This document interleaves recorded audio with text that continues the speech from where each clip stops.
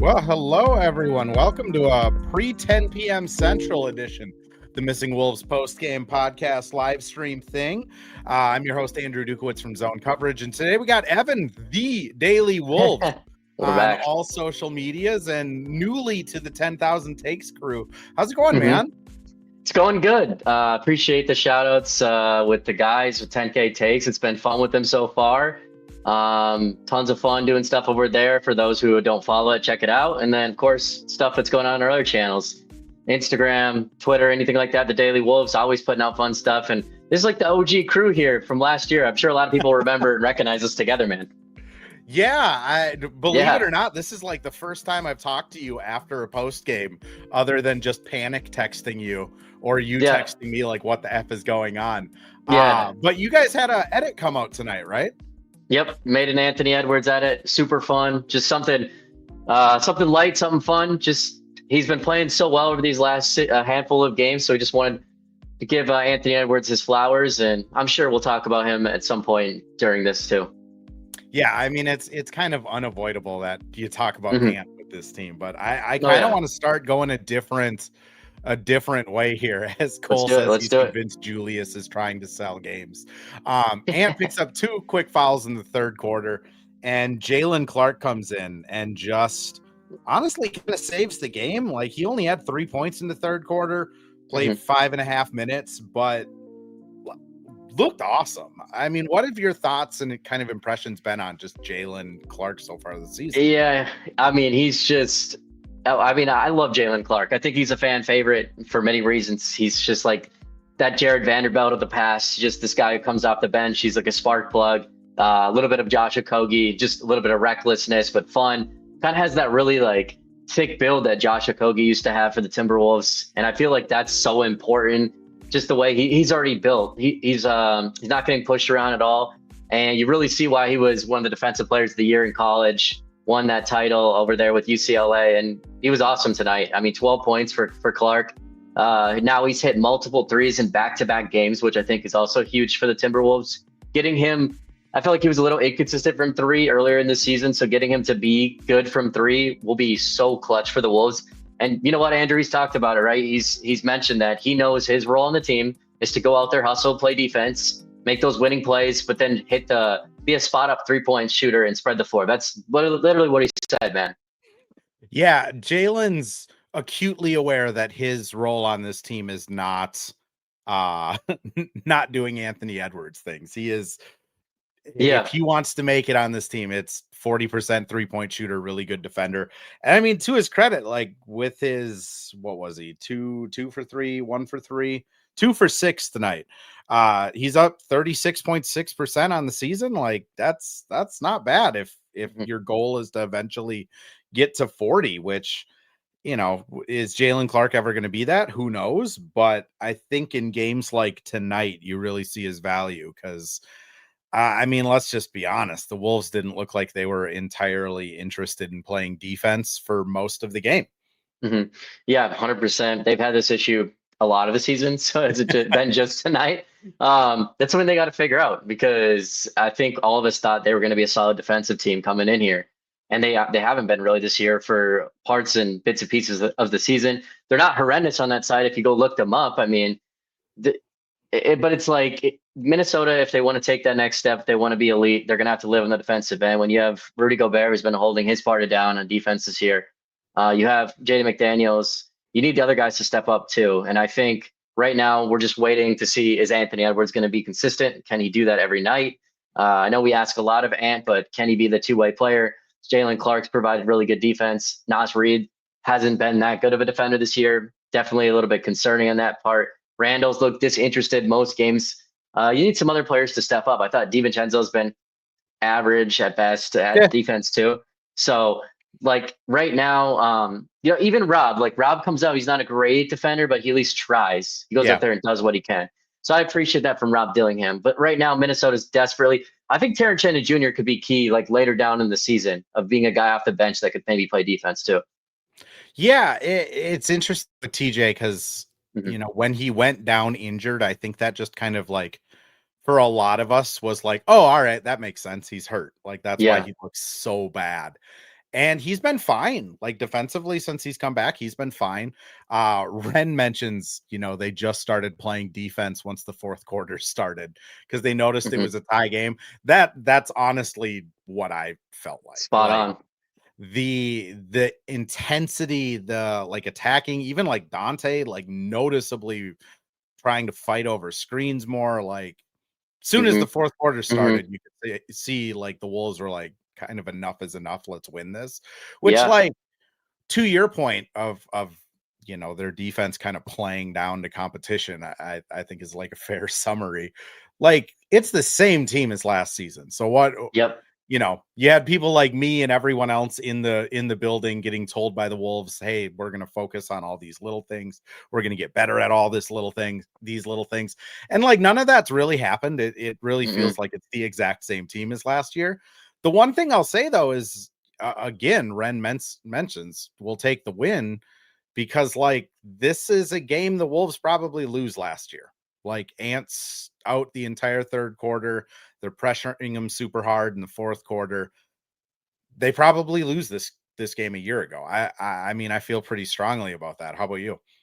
Yeah, I think that's one of the parts of a little bit of like growing into like the maturity of being like a good team is I want to say, like, I feel like I don't want to word it like that, but like basically, teams in the past that we just were never one of those teams, right?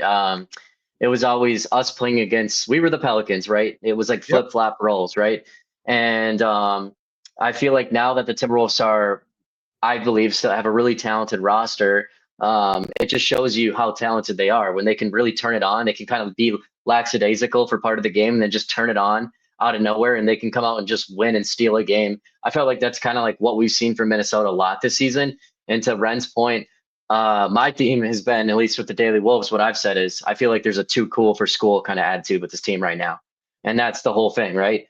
They kind of think we've been here before. We've done back-to-back West Finals. We've established this. We have this echelon. Teams respect us in the league, blah, blah, blah, and whatnot. We've got our contracts now, a lot of us. Now it's kind of like they turn it on at the end because they have to. They come out and play. But yeah, it's been frustrating this year. But you see how talented this group is because when they do turn it on, and it's been both Pelicans games, I mean, multiple games this year, but especially in the last two games, they look incredible at the end. They play defense. They're hustling. They're getting blocks. I mean, that Naz Reid block was awesome in the fourth quarter. I thought the physicality that Randle played with in the fourth quarter was awesome. Then he has that dunk that gets called basket interference, which it wasn't. But like after that, he came and he finished down. He got physical. You could tell that he was pissed. And then Fears, Jeremiah Fears, he's a shit talker. He was out there chirping. It seemed like this team of the young guys, they were talking smack all game. The Wolves got sick of it eventually. And they started, and that's why you're seeing that ferocious dunk by Jaden McDaniels. Those were all things that like it all built up, and then they kind of, the Wolves put the foot on the gas.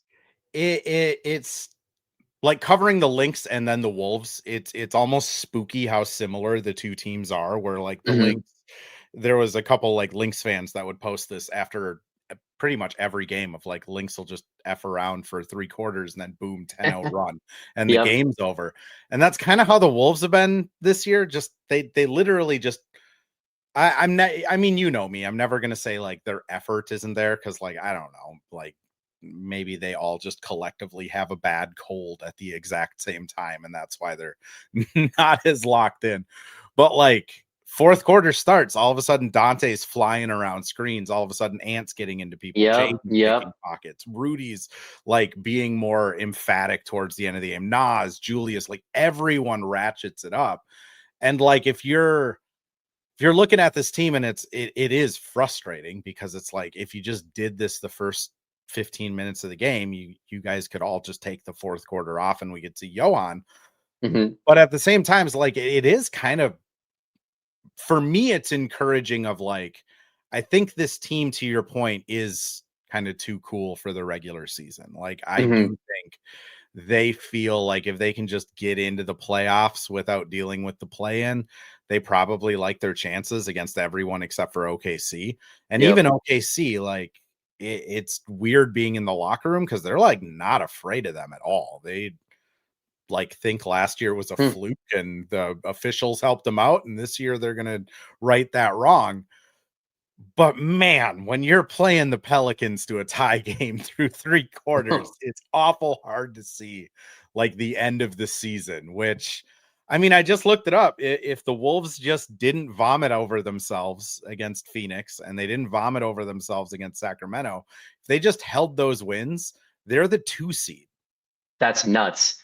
That's insane. Like that's how good this team is they are yes. historic meltdowns away from being the 2 seed. That's what I've been trying to like, as much as like I will rant about him this year, I've told people too, is like, this team has all the talent. They are a good team. They literally are. And for a while there, they were top 10 in offensive and defensive rating for a little bit. Still are. They still are perfect. So that's a perfect example where like, again, like stats don't lie. Like the teams that make it usually into the Final Four at least go deep in the playoffs, especially with teams that win finals. They usually are top 10 in both. And so that's what Minnesota really needed. Sometimes I feel like it's been so glaring of the inconsistencies of certain players. It's been certain quarters that I feel like that's where we all get lost and carried away with it. The timeout usage, everything like that fans want. And then I think just the want for like the point guard, the need for the fans, for everybody right now, it like sometimes I feel like when it's glaring, it goes on to the coach, it goes on to Finch so much. Mm-hmm. So, and it goes on to what you see around the social media sphere, I feel like it's the point guard and it's Finch. Is that what you see kind of going around too a lot? Yeah, I mean, first I just want to, Professor adds a good point here of just Dante. Yeah. I will agree. Like Dante is an above average defender. I think he is like an excellent defender for like 7 minutes in a game, and then he's fine to good the rest of it. But when he's really like beginning of the 4th quarter tonight, overtime, the game prior, like when he's really locked in, like that guy can blow up game plans. Godfrey also just mentions here, Lynx and Wolves have good coaches, help them win. Mid-tier talent will get exposed in the playoffs. I mean, what I think I would push back on that is like, I think the Wolves talent is like good enough to win in a year where Oklahoma City gets hurt. Like, I think if you're looking at like the Wolves and Houston, like the Wolves objectively probably have more roster talent. Like the Wolves in Denver are probably pretty close. The East right now is a mess. Like Giannis is asking out potentially. Boston's injured. Like Cleveland isn't as dominant as I think people thought. Like the Wolves roster is like good enough. It's just like Oklahoma City will expose them again. Like I don't think they're at that level. But yeah, that's true. Evan, kind of back to your question of just, you know, this team, I think it came into this season and I think they thought they would be able to just kind of bowl over teams and things would be different and you know, these guys would come together and kumbaya and all of that stuff. And they have, like, this team's a tight-knit group. They all like each other, like top to bottom. The roster seems to get along really well. But there's been these rough patches. And I think it's really easy to point at the point guard and say, that's your problem. Like you're starting Dante DiVincenzo at point guard. But like Finch has kind of come out and just said it at this point of like Ant is their point guard. Like they are now embracing the James Harden, Luka Doncic, Shai Gilgeous, like our best player is just our point guard. And there's nights like tonight where he's getting doubled the entire night and he's making the right play and people are just bricking shots that I think some people will point to that and say, that's why you need a point guard. If you had a point guard, Ant could be off ball. That point guard could bring the ball up. The point guard could set it up, kick it over to Ant on a second option, and Ant could just cook.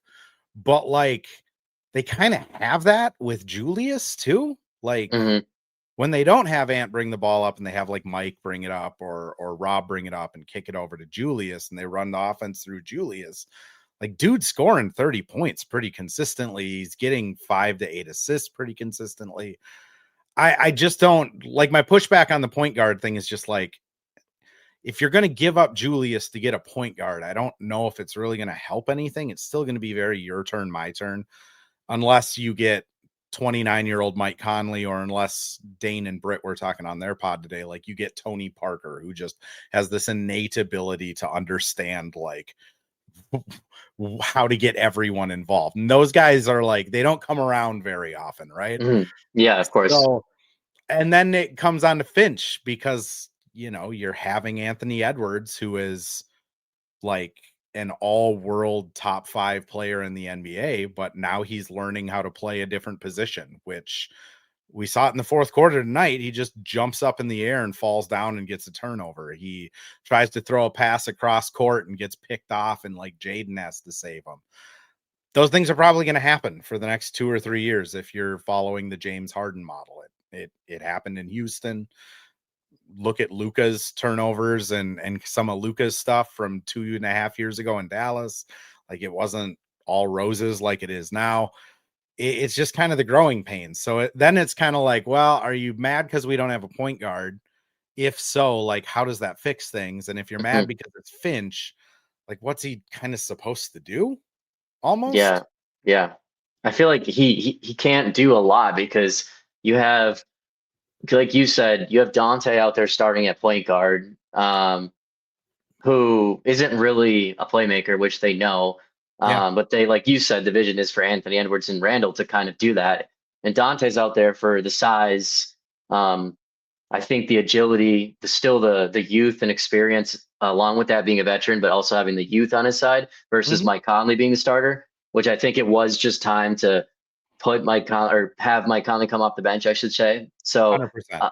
yeah, so I feel like having Dante out there made a ton of sense, and he's a phenomenal 3-point shooter, can run the floor. So I'm like, perfect. Like, that makes total sense. It's really more so, in my opinion, because that starting lineup has been phenomenal. I think Jim Pete said they're like the third best starting 5 in the NBA right now, or something on the broadcast tonight. And it's Rob Dillingham and Mike Conley, the guys off the bench, that's been all over the place right now, not giving him that like consistent point guard off the bench. But speaking of that as well, like Mike Conley wasn't the best tonight. 1 of 7 for Conley. Thought he really struggled. But I Tough thought Rob night game. Dillingham, but I thought Rob Dillingham was awesome tonight. And he gets a lot of hate. Sometimes I hate on him.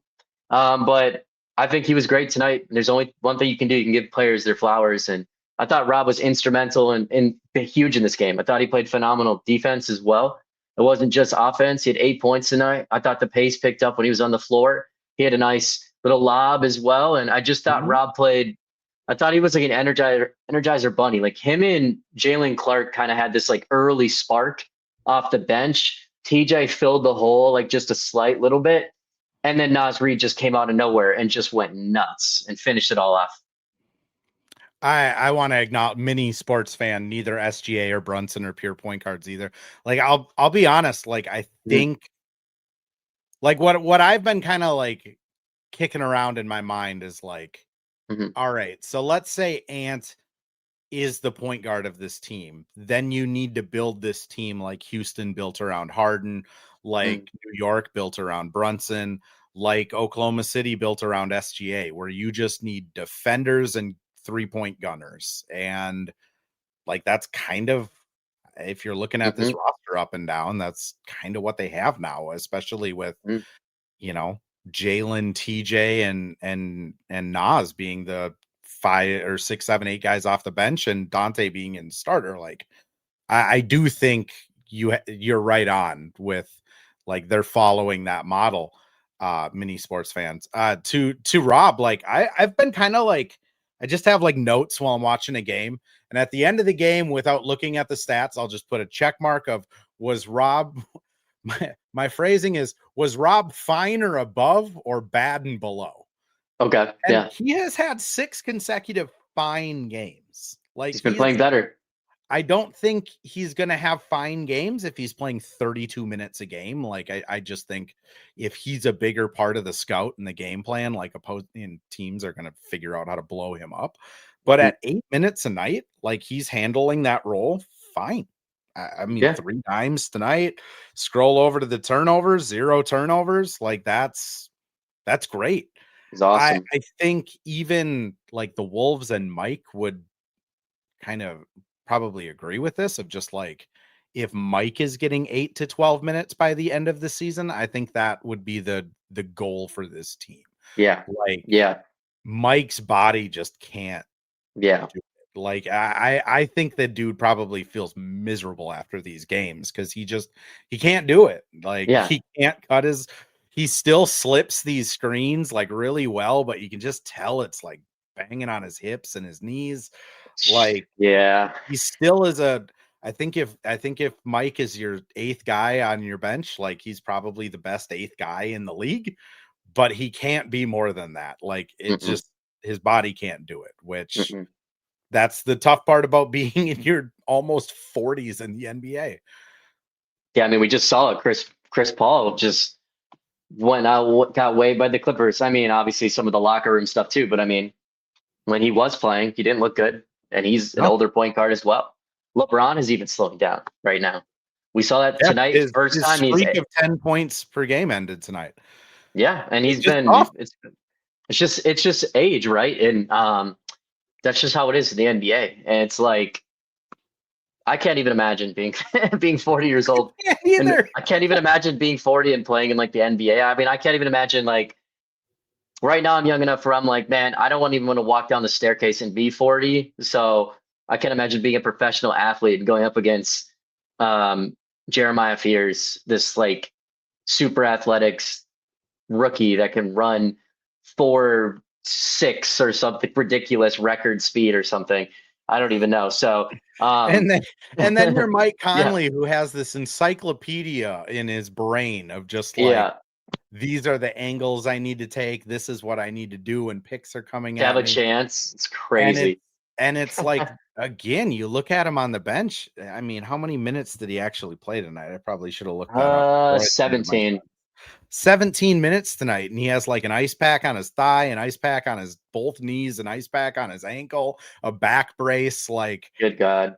he's still like a solid NBA rotation player, but Yeah. like I It's just really think if the Wolves like had a say or they could just predict what's going to happen, it would be Rob is just good by the end of the year. Evan, I'm going to run us over to a couple quick ad reads here, and then we'll come back and chat a little bit more mhm. about the Pelicans game, and then talk a little bit about just like where the Wolves are in the grand scheme of things. Yeah. Just do it. Well, hello. Thank you, Livestream Andrew. This is Ad Read Andrew. And today we have Firehawk Construction and Remodeling, the presenting sponsor for the Missing Links podcast. Firehawk Construction and Remodeling strives to inspire people to follow their ideas, working with respect and understanding to create a quality, tailored result. Firehawk Construction and Remodeling, located in Blaine and serving in the North Metro area, is here to help you with your building and remodeling needs. I can say personally, thanks to Firehawk Construction and Remodeling, I have a beautiful deck in my backyard and countless projects that I started, they finished. Get started on your new deck or remodel today by calling Isaac at 763-710-5686. And we're back with another ad read. This time for Pence Homes, the presenting sponsor of Hitting the Hardwood Network. From the best tools and technology to transparency throughout the entire process, Nate Pence and the Pence Homes team is the top choice for buyers, sellers, and is proud to support you and your home ownership goals. Get started today by calling 612-308-1122 or by emailing info@pencehomes.com. I completely changed my mind while the ads were reading. I'm gonna work. Let's talk about the Wolves and where they're at, because Yeah. I'm looking at the standings. They're 2 games behind the Lakers for the 2 seed, Yep. and they Yep. play that.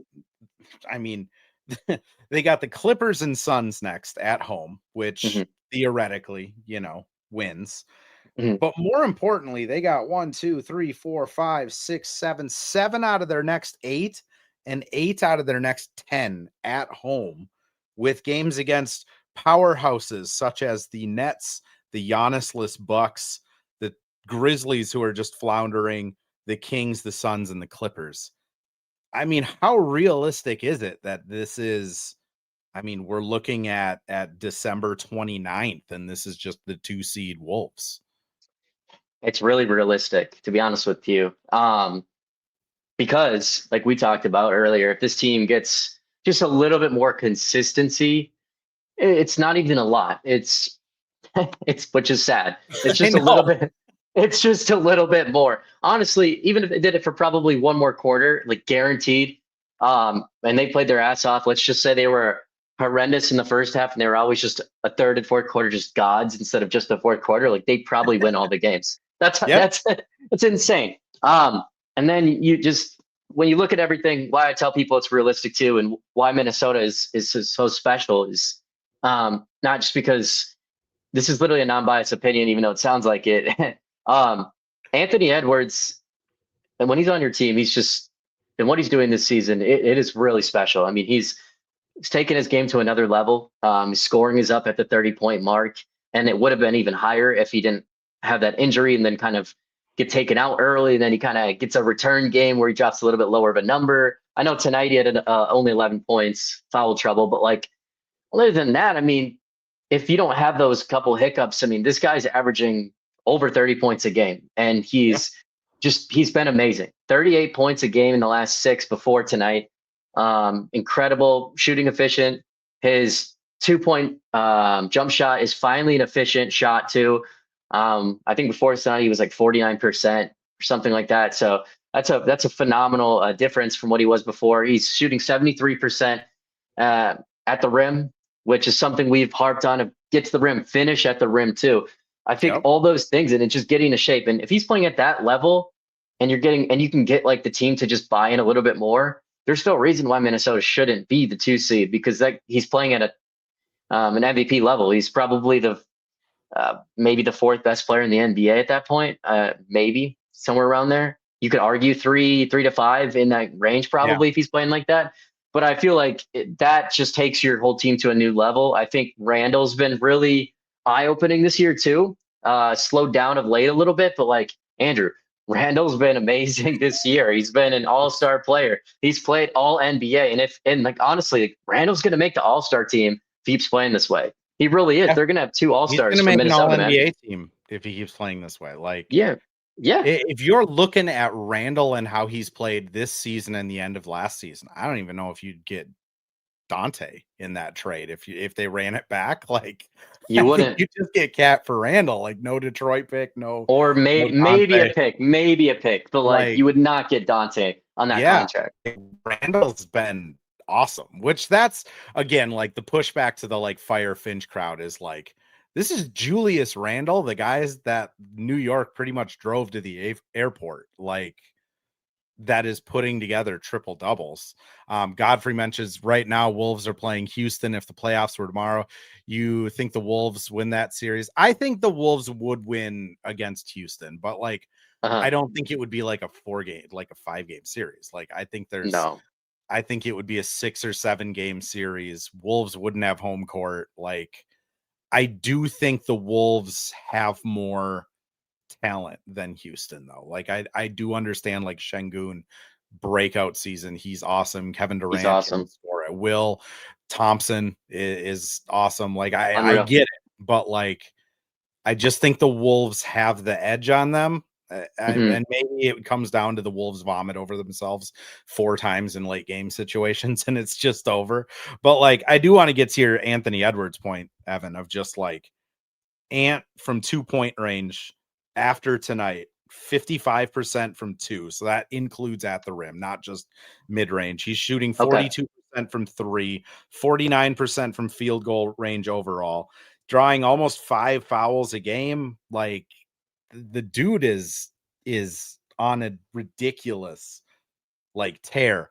I do think I'd probably throw him at 5th. Like I think what I'm that's reasonable. See in the playoffs is my top 4 in no particular order are Jokic, Shea, Giannis, Luka are kind of the 4 I would put ahead of him. Yeah. Like 3 of those guys play in the West. If Ant comes out and knocks the Lakers out of the playoffs again, I think you can start having that conversation. If Ant knocks the Nuggets out, or if they somehow knock Oklahoma City out, like, then you're having that conversation of like, oh God, is Ant just the best guy in the league? Which he's getting there super far ahead of schedule. Yeah. And Yeah. I think you're spot on of like, the reason to believe in the Wolves this year is Ants. I mean, we have no clue what his you think about it, he's getting doubled every game relentlessly. Every Yep. pick and roll, he's getting doubled, every post up. There's one tonight where he got doubled like on the catch, and he just like whipped a cross court pass to Nas in the far corner and just hit it for three. And it's like, that's a shooting guard making that pass. Like, It's insane. he's doing this with all of that. Like, if Julius continues on his tear, if Jaden continues where he's at, this is going to be a legitimately tough team to beat in the playoffs. I do think, and Godfrey, I'm throwing this bone to you because I know you have your Rudy Gobert thoughts, but I do think Yep. if there is something that can slow them down, it would be, what do you do with Rudy in the playoffs? Yeah. Yeah. Because Nas has not been very good defensively. Jaden's experimented with like the small ball five in the zone, but that's more of like a gimmick than an actual thing. Yeah. And Rudy, we've had enough sample size where like Oklahoma City knows how to get Rudy off the floor. Like, he Yeah. barely could play in that series, which, what are your thoughts kind of long term on the Rudy situation? Yeah. I think in the regular season, obviously Gobert is super important to the team. I think he's you could argue one of the most important players this year for the Timberwolves. I mean, if you look at the ratings when he's off the floor and when he's on, it's speaks for himself. I know it's not pretty, it's not sexy, it's definitely not. In the playoffs, it's very concerning for sure.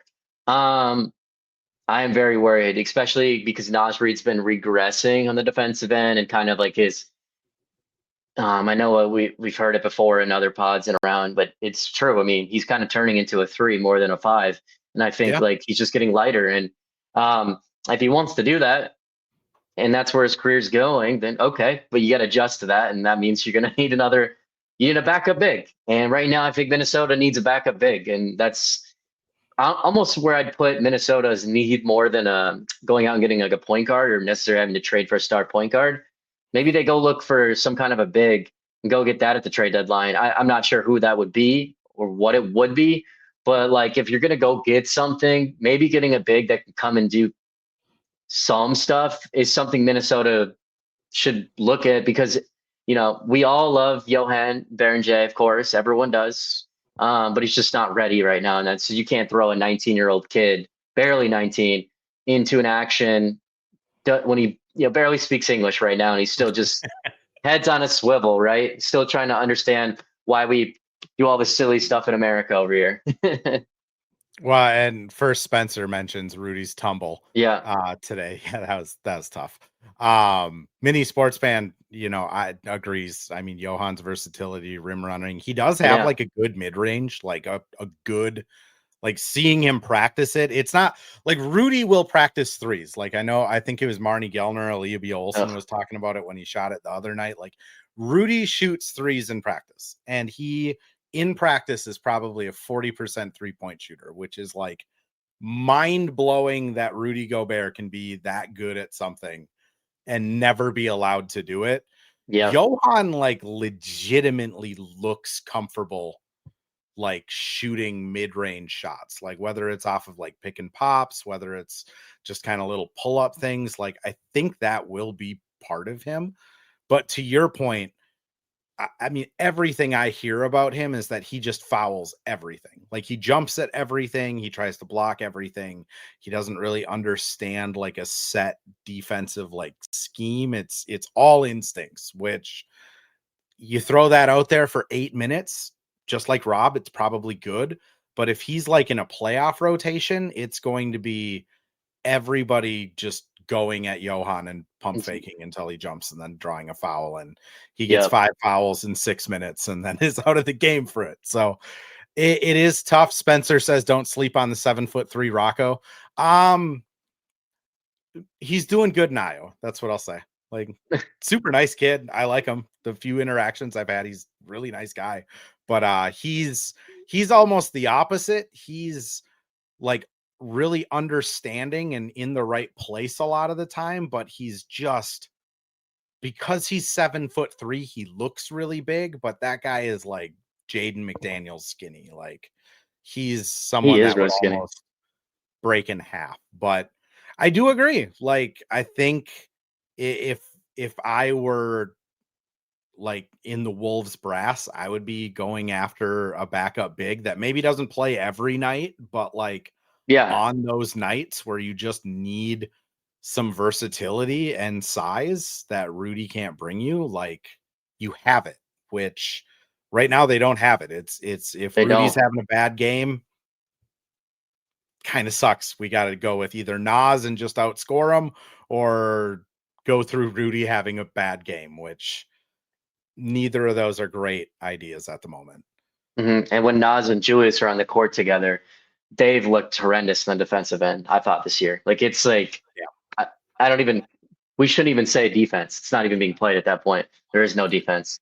You need They, like yeah, Jaden and Jaylen and Mike out there just to like mitigate people getting free runs at the basket, yeah, which, which I is mean, that, hard too. what's that? Yeah, that's hard to do when there's all these things going on. You have to I do all these, know. and that's Finch's problem, which is like, it's a problem he's trying to figure out, and it's almost impossible. That's why I know everyone's has their opinions on Finch, but I mean, it's really hard to figure out because the roster right now, as you can see, it's just not balanced. I Yeah. mean, basically the whole season too, they really haven't had a bench. Nas No, Reed has only came on of late, which we talked about before we were on the live, which he's been awesome lately. But before Nas Reed was playing like that, I mean, they literally didn't have a no. bench, right? Mike's had a cup. Mike, I mean, out of what, the 20 something games they've played, he's had like 5 good games. Rob's been fine or bad most games. Mm-hmm. I'd say he's been fine more than bad for all the like Dilling Hive out there. Like, I Yeah, still have faith. And TJ before the injury was just bad. Like, he yeah, it was just was. objectively bad. So Jaylen, I guess you could say, was But he wasn't okay. scoring, you know what I mean? But He's a he can't, defender. right. So it's like, His season high of 12 points was tonight. So it has been a really, like, the fact that this team is just 2 games out of the 2 seed, that's and how they, good their starting five is, though, Andrew. That right, is how like, good. That's why you should hope, right? That is why you yeah, should hope. Because if the bench figures it out and they make a move, which is probably a move on the margins, like we talked about, they could be really good, man. They could be yeah, really good.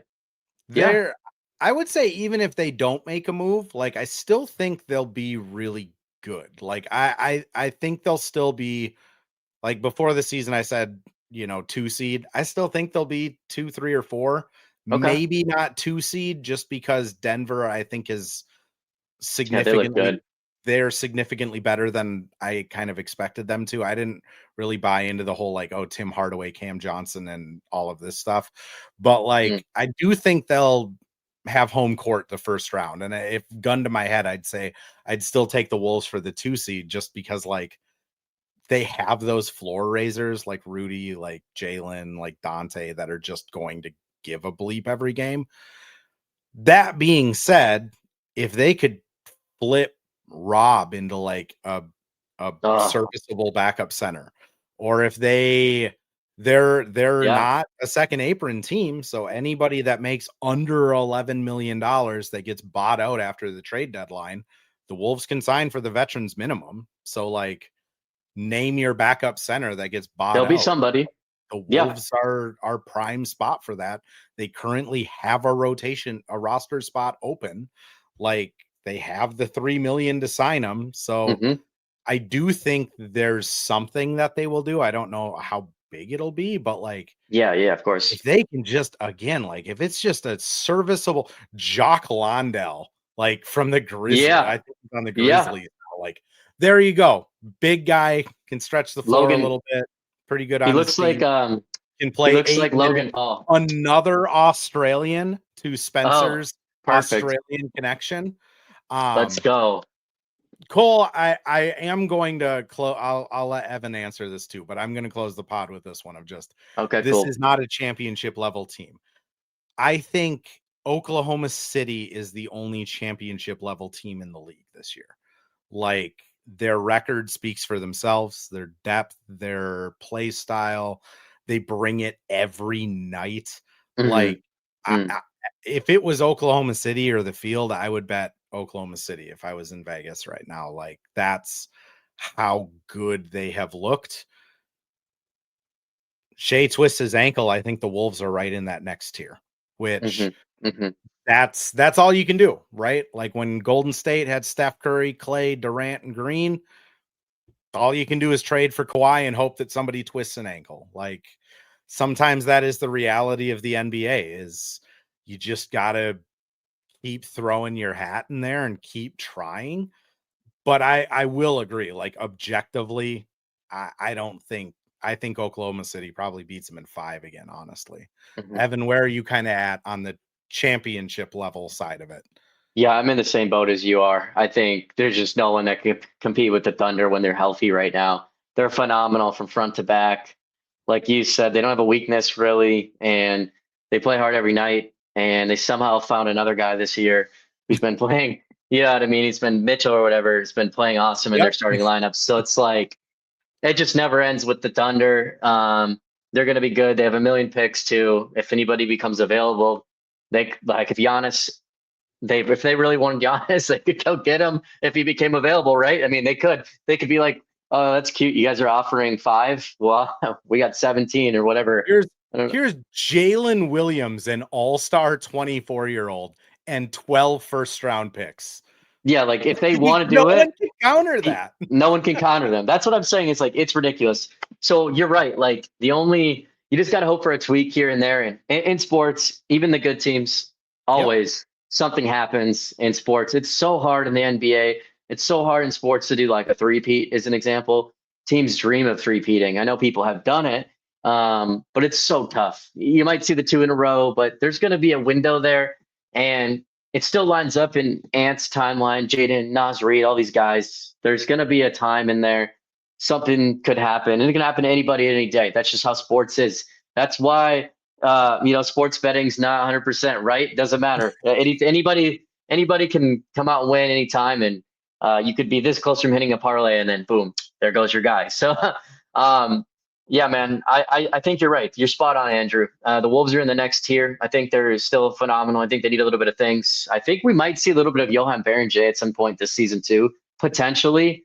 I think they might give him a little bit of run if they don't go out and do something with the big, just to kind of test it later on, or maybe if Nas gets banged up or Randall, which is probably bound to happen at one of the bigs, or Yep. just somebody is going to get a Someone little will bit get banged hurt. up.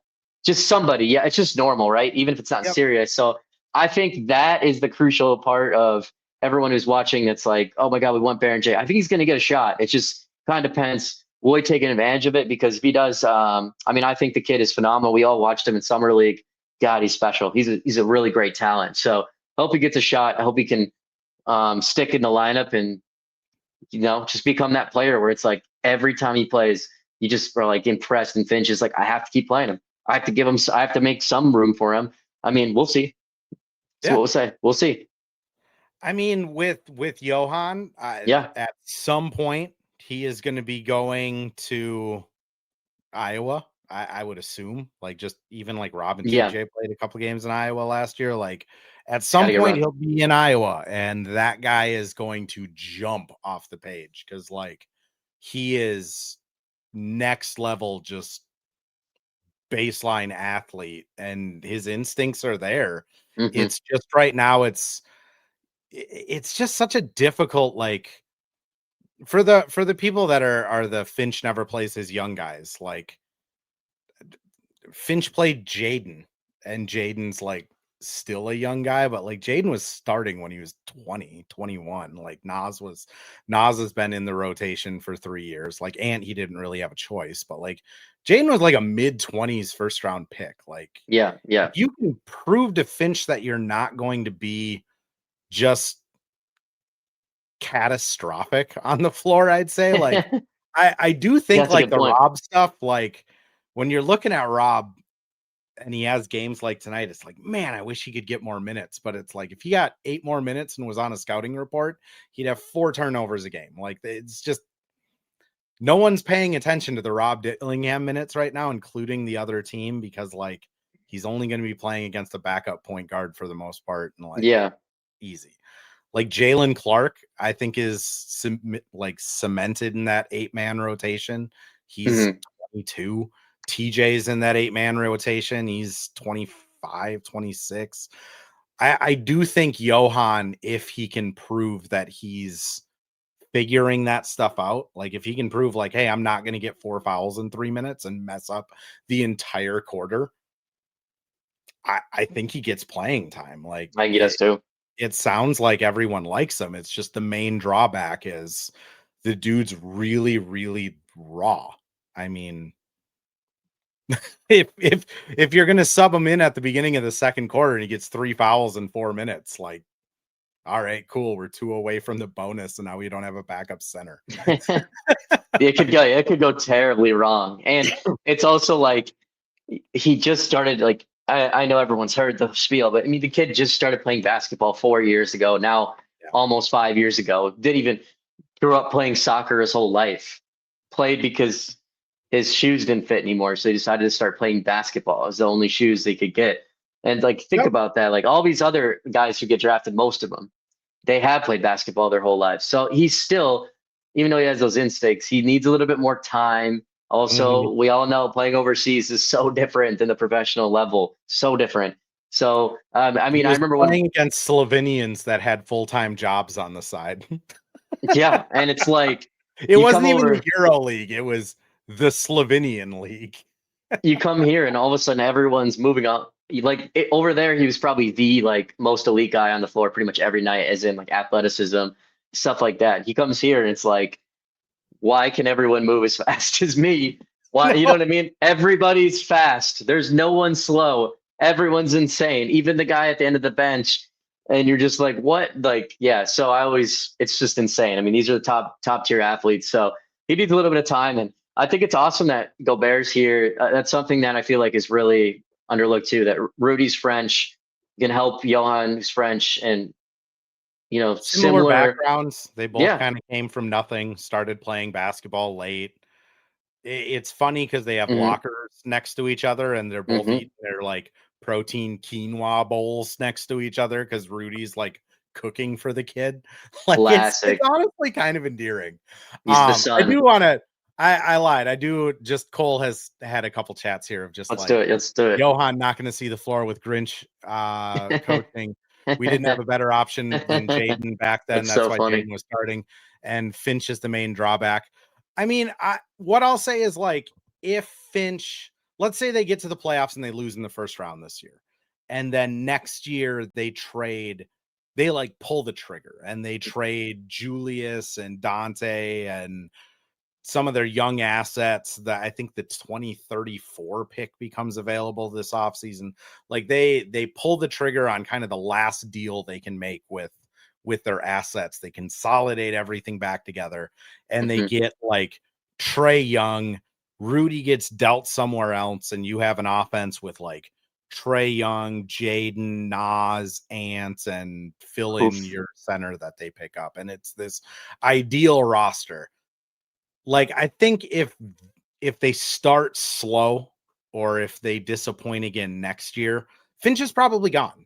Like, whether he does a really good job, whether the locker room still loves him, like at some point, every GM makes a coaching change. And for Finch, after next year, it'll be 8 seasons here in Minnesota. If it's 2 Western Conference final bids and then 2 exits in the first round, like, yeah, he's out of here. Like, that's just the reality of it. I mean, I just think, you know, he's in a spot where I think Finch is less. I'll put it this way. Like, I think Finch is more of like a John Harbaugh than a Kevin O'Connell. Like, Finch lets Pablo run a lot of the offensive stuff, lets Mike Inori run a lot of the defensive stuff. And he is there to make sure that like the buy-in and chemistry is good. and he will take over offensive stuff. And like, of course they run like his principles and stuff like that. But like, that's why you hire assistant coaches that kind of agree with you, is so you know that they're going to follow like how you like to run an offense. Like until the chemistry really starts cracking, like I think Finch is still kind of doing his job. Yeah. If the chemistry, like let's say we're talking February 1st and this is a 500 team and Johnny Athletic and me and Chris and Dane and all the guys are putting out stories about how the locker room is dead silent after wins and everyone hates each other. Then it's like, all right, well, what's Finch doing? Like he is supposed to be bringing in buy-in and it's not happening.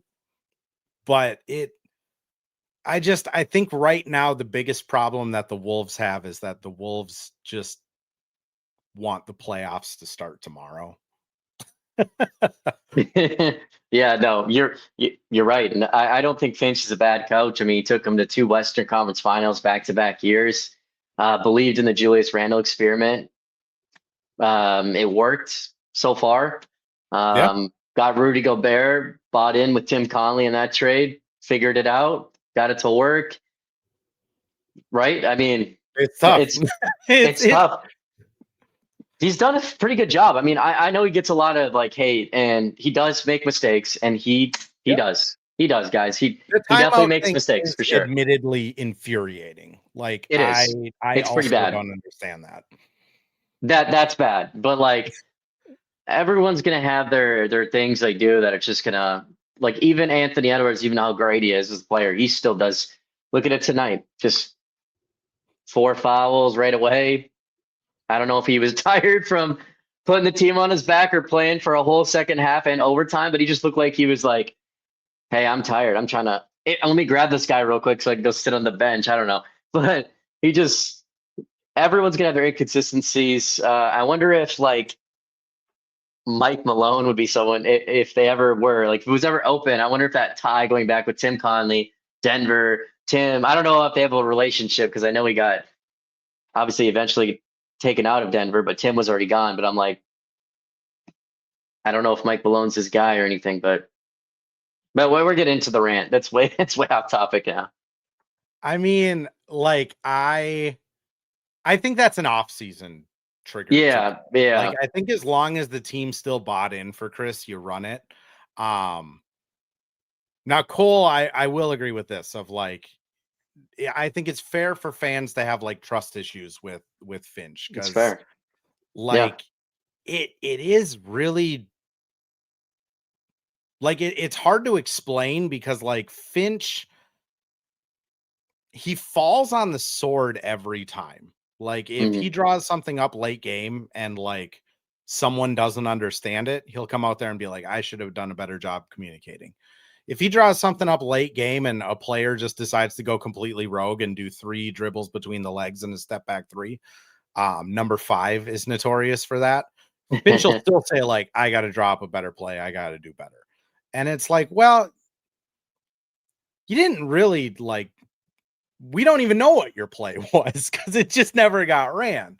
Like, but I do think because he is so apt to fall on the sword, same with like roster things of like, you know, like, why didn't you play so-and-so at this minute? Like Finch will always say like, yeah, in hindsight, I really should have, like this, that, and the third. And then he doesn't really change it. And I think that does wear thin on like a trust factor, but like, between him taking more blame than he should and the timeout things, those are really the only things I have that I'm like annoyed with Finch sometimes. We'll close with this one. Just Godfrey saying, historically, organizations scapegoat Finch for the second worst trade in NBA history and subsequent playoff disappointment. That I'll be completely honest. Like, again, Oklahoma City is in this league. Realistically speaking, the Wolves don't win a championship this year. Realistically speaking, they probably don't even win one next year. Maybe 3 years from now they're winning a championship, but like I think the odds favorite is not going to be the Wolves this year or next year. And Finch does probably get scapegoated, and they do probably say like, oh, the Rudy trade is why like this didn't work and Chris couldn't figure it out. And like every GM usually gets one coach fire, and then the GM gets tossed with the second coach, as we see, like in Denver and stuff like that. So like, honestly, Godfrey, in the long run, you might be right on this one, as Finch gets scapegoated at some point, but until that happens, Happy's around. Nice guy. Evan, I do want to give you a chance though. Anything you got coming out over with the Daily Wolves? Anything you want to promote? Anything you want to plug before we get out of here? Yeah, let's see. Looking for some giveaways coming up within the month of December. We'll do like a Christmas giveaway of some sort. I don't know what it's going to be yet. But we're looking to do like a giveaway, maybe 2, get some Christmas giveaways. So let people check that out. Obviously it's always for the followers. Shout out to everyone for sure getting it up on that. I think we got we've been doing some stuff with 10K takes recently. We went to the Wild game. Shout out to the Wild for hooking us up with that. And we started doing some Vikings watch parties with 10K takes. If you don't follow them, you can go follow them as well. They post where the Vikings watch parties are. It's a ton of fun. And then their beer sponsor, Captain's Patch, is always out there too. So people can get cheaper beer, meet everybody on the team. They're always shooting content. It's a ton of fun. Get some interviews, and they're usually giving out some stuff, or there's some deals on food or drinks. So it's a ton of fun. I think there's some more of those coming up. And then I know they have a winter event coming up here, I think in the beginning of January. So keep your eye out for that as well, especially if you're a hockey fan. That's what I'll say too. I know we're on a basketball podcast, but we are still a sports is all one. And I always say we're all a team here. We're a Minnesota sports community, man. Exactly. And the Wild are good this year. So we'll they're fun. The Wild. They got that goalie Jesper out there showing up. So someone's got to do it. It looks like the Timberwolves and the Wild are holding down for the Vikings right now. So someone's got to do it. Yeah, that's tough. On that note, before we get into talking Vikings, thanks everyone for listening. If you popped into the podcast late, it is going to be up on YouTube in about 5 minutes here. It'll live on forever on X, and it gets released as a audio pod wherever you get your podcast. Tomorrow morning, that'll be December 5th at 7 a.m. And we'll be back after the wonderful game against the Clippers. Woof, that one might be a tough one to watch, because it's probably going to be very similar to the last 2 that we've seen, where the Wolves let them hang around, but at least it's at home. So we'll be back after the Clippers game. And until then, as Evan always says, we'll steal your catch line. Go Wolves. Go Wolves.